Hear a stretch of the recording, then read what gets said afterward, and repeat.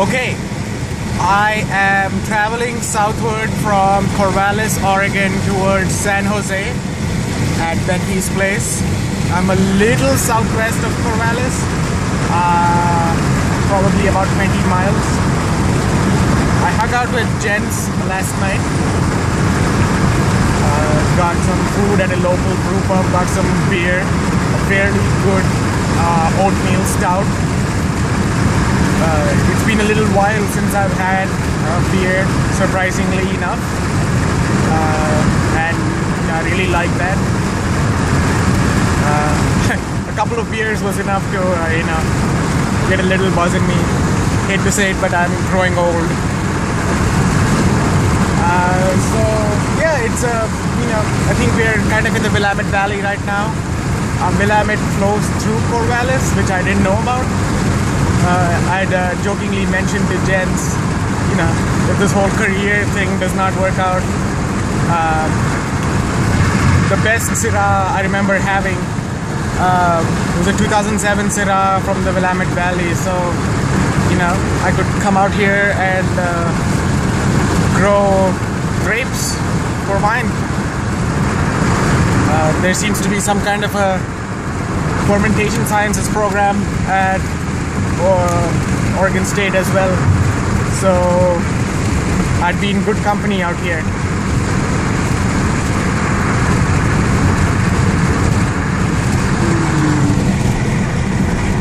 Jens is doing pretty well. He's kind of not in a program. I thought he was in a PhD program, but he's taking some time off, it looks like, to reconsider his options.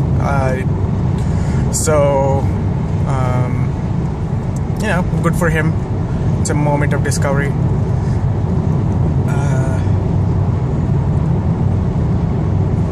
He seems to like Corvallis. It's a fun little town. It's a university town. I think I'd enjoy being out here too. I mean, look at the scenery. Lots of hills, mountains, lots of hiking to do. Lots of kind of farms in the area, so some flat land as well if you're kind of more into that. Portland is about 2 hours north of Corvallis. The ocean is about an hour and a half west through some nice mountains. I planned on taking some video yesterday, but that did not pan out because it was foggy, cloudy, rainy, all that good stuff. Well, not good stuff, this kind of annoying stuff.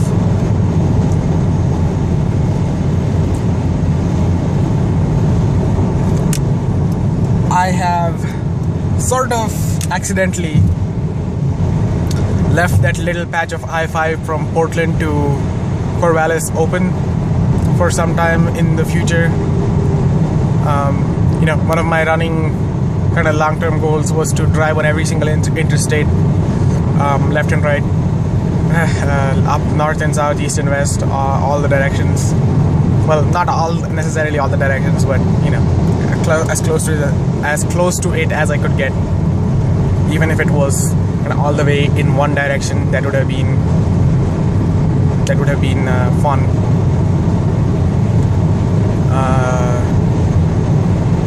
So after this trip, I think I'll have I-90 covered pretty well, but not I-5, except for that little patch between Corvallis and Portland. I think I'll have covered pretty much every mile of I-5 there is, not including the 405, 605 and all those little kind of offshoots of the highways around the cities.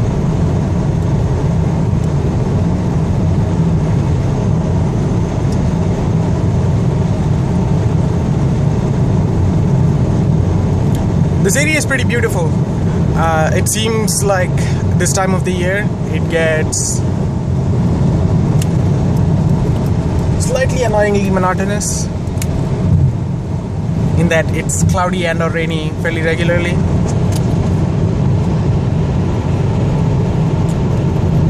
Tracy was telling me yesterday that the folks from California like to think that there are seasons over here, but she says the winter is not really winter. It's just, again, an amorphous blob, kind of blob weather.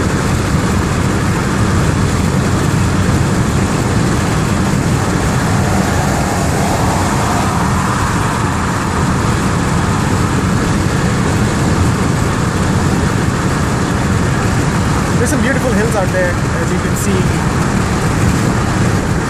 Some nice colors on the trees. It is fairly wet. Funnily enough, I was talking to Jens about how the trees have moss and lichen on them this time of the year, and he said that that was something pretty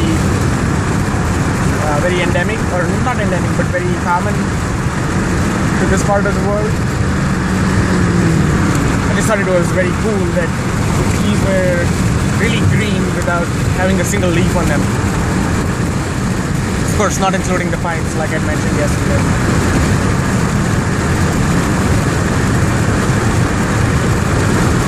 It kind of feels nice to drive along the highway, the interstates, after having driven off the interstates for so long yesterday. I think I just got a little tired of driving on windy roads, driving fairly slow, having to readjust all the time. That's a nice thing about interstates, is that you can kind of stick on there and keep going, except in Idaho where the cop catches you and the roads are really windy.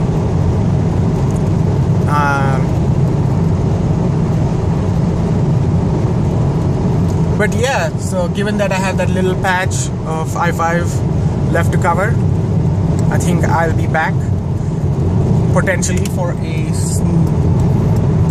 trip from California to Washington sometime, stopping along national parks and stuff like that.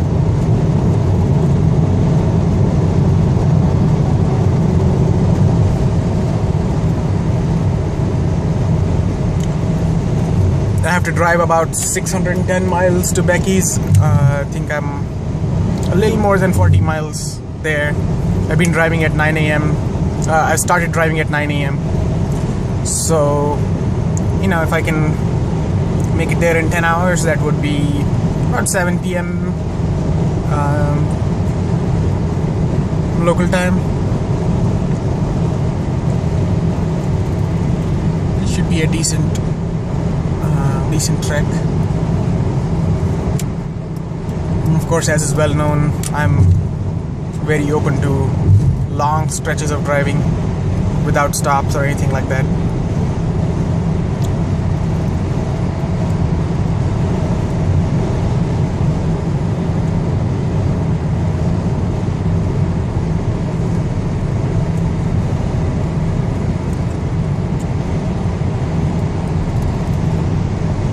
I've been listening to The Reluctant Mr. Darwin.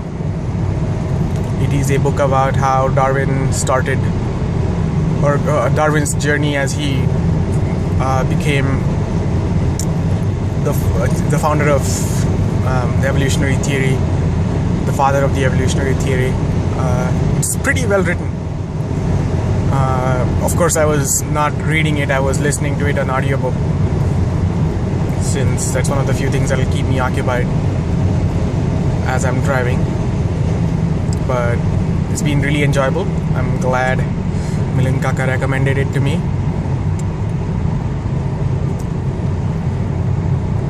So this is what I was talking about when I mentioned the trees which are green without a single leaf on them. I don't know if you can see out this window.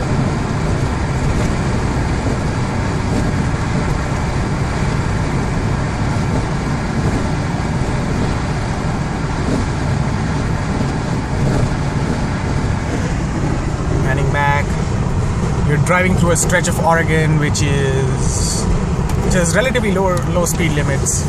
It's 65 for cars and 55 for trucks, so trucks seem pretty slow. It usually takes a while to pass, it looks like, but oh well. I think I've got about a couple of hundred miles of Oregon left it won't be good riddance, but I think I'll appreciate faster speed limits in California.